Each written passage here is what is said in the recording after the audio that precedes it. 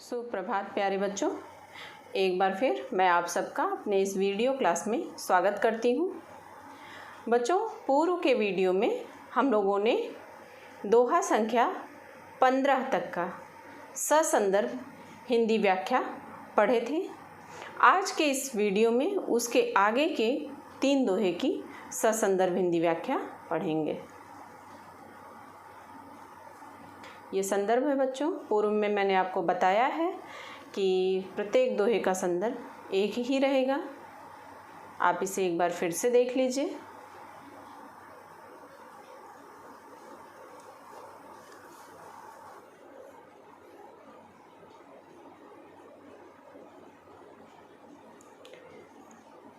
सोलहवां दोहा पढ़ेंगे बच्चों अब हम लोग। पिंजर प्रेम प्रकाशिया अंतर भया उजास, मुख कस्तूरी महमही बाणी फूटी बास।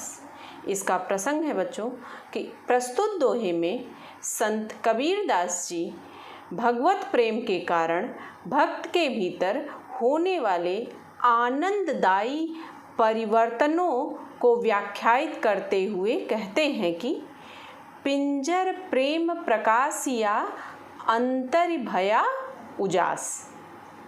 पिंजर इस शरीर में, इस पिंड में भगवत की भक्ति रूपी, भगवान की भक्ति रूपी प्रेम का प्रकाश हो गया है।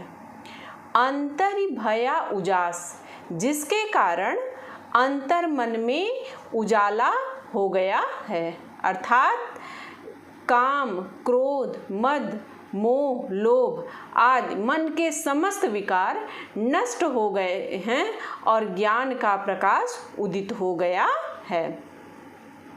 आगे और स्पष्ट करते हुए कवि कहते हैं कि मुख कस्तूरी महमही बाणी फूटी बास।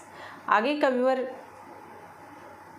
कबीरदास जी कह रहे हैं कि मुख कस्तूरी महमही बाणी फूटी बास, मुंह से निःसृत हो रही वाणी में कस्तूरी की सुगंध आ रही है, अर्थात अब मेरे मुंह से सिर्फ ईश्वर नाम जप और उनके गुणों की चर्चा ही हो रही है, जिसके कारण चारों तरफ भक्ति की सुगंध फैल रही है। अब इसका काव्यगत सौंदर्य जानेंगे बच्चों।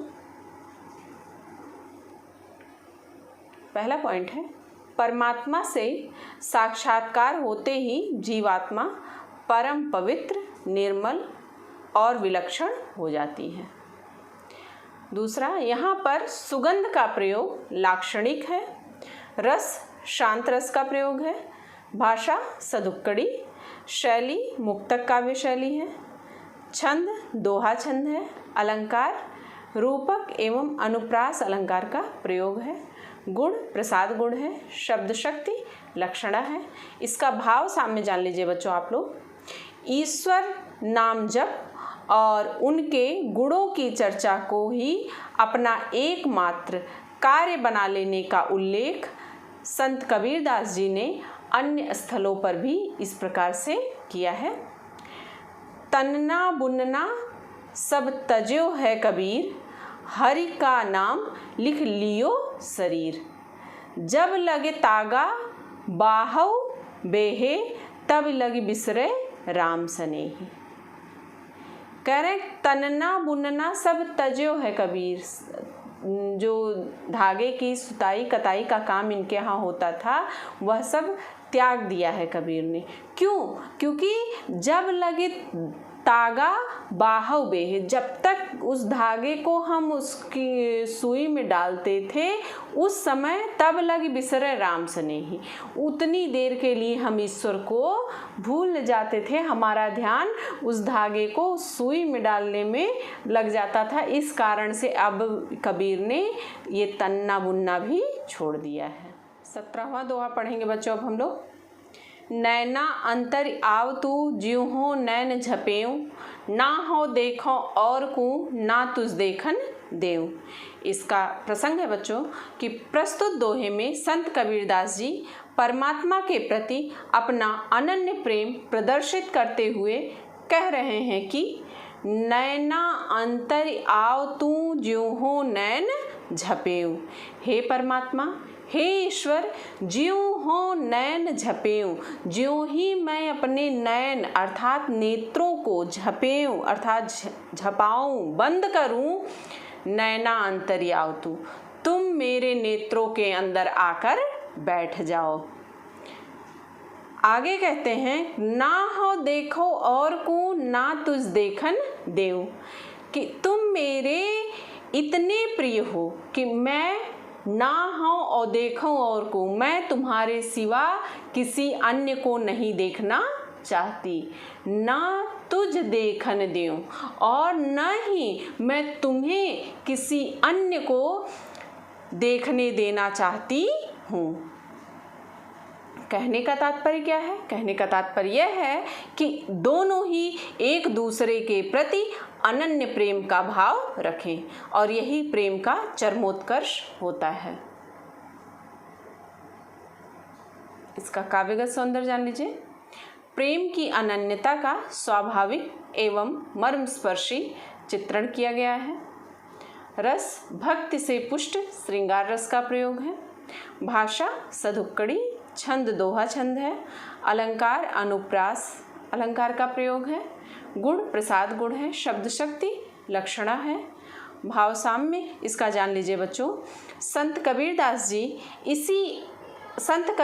जी के इसी अनन्य प्रेम के भाव का लगभग समर्थन करते हुए आचार्य रामचंद्र शुक्ल जी ने अपने निबंध श्रद्धा भक्ति में लिखा है कि प्रेमी प्रिया को अपने लिए और अपने को प्रिया के लिए संसार से अलग करना चाहता है।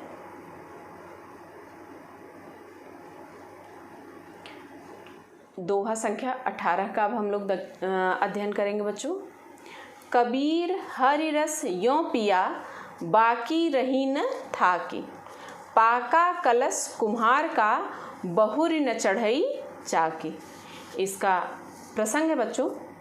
प्रस्तुत दोहे में संत कबीरदास जी इस संसार में अपने समस्त कर्तव्य को अर्थात कर्तव्य और अकर्तव्य को समग्र रूप से पूर्ण कर लेने की स्थिति का वर्णन करते हुए कहते हैं कि कबीर हरि रस यों पिया, बाकी रही न थाकी। संत कबीरदास जी कहते हैं कि मैंने ईश्वर की भक्ति रूपी, ईश्वर के प्रेम रूपी रस को पूरा छक कर पी लिया है, बाकी रही न थाकी। अब मेरे मन की सारी तृष्णा, सारी प्यास बुझ गई है, अब कोई तृष्णा मेरे मन में नहीं रह गई है। पाका कलश कुम्हार का, बहुरी न चढ़ई चाकी। आगे दृष्टांत देकर, उदाहरण देकर समझा रहे हैं कि किस प्रकार से तृष्णा समाप्त हो गई है। जिस प्रकार पाका कलश कुम्हार का, जिस प्रकार कुम्हार का घड़ा जब पूर्ण रूपेण पक जाता है तो बहुरी न चढ़ई चाकी, फिर उसे चाक पर नहीं चढ़ाया जाता है, उसको चाक पर चढ़ाने की आवश्यकता नहीं होती है, और यदि चाक पर चढ़ाया भी जाए तो उसे कोई आकार प्रकार नहीं दिया जा सकता है। उसी प्रकार से कबीर हरि रस यों पिया, बाकी रही न थाकी। उसी प्रकार से अब मेरे मन में कोई भी सांसारिक लालसा, सांसारिक की इच्छा शेष नहीं रह गई है, और इस स्थिति में आकर मैं आवागमन के चक्र से पूर्णतया मुक्त हो चुका। सौंदर्य पढ़ेंगे बच्चों इसका। जिसकी आत्मा ईश्वर भक्ति में रम जाती है उसे सांसारिक इच्छाएं नहीं सताती और वह आवागमन के चक्र से मुक्त हो जाता है। रस यहाँ पर शांत रस का प्रयोग है। भाषा सधुक्कड़ी है। छंद दोहा छंद का प्रयोग है। अलंकार यहाँ पर रूपक, श्लेष एवं दृष्टांत अलंकार का प्रयोग किया गया है। गुण प्रसाद गुण है और शब्द शक्ति लक्षणा शब्द शक्ति का प्रयोग किया गया है। तो बच्चों इस तरह से इस वीडियो के अंतर्गत हम लोगों ने दोहा संख्या 16, 17 एवं 18 का ससंदर्भ हिंदी अनुवाद और उसकी व्याख्या पढ़े हैं। उम्मीद करती हूँ कि आपको यह समझ में भी आया होगा। जहाँ कहीं भी आपको कोई समस्या हो आप कमेंट बॉक्स के माध्यम से मुझसे पूछ सकते हैं। मिलते हैं बच्चों अगले वीडियो में, तब तक के लिए धन्यवाद।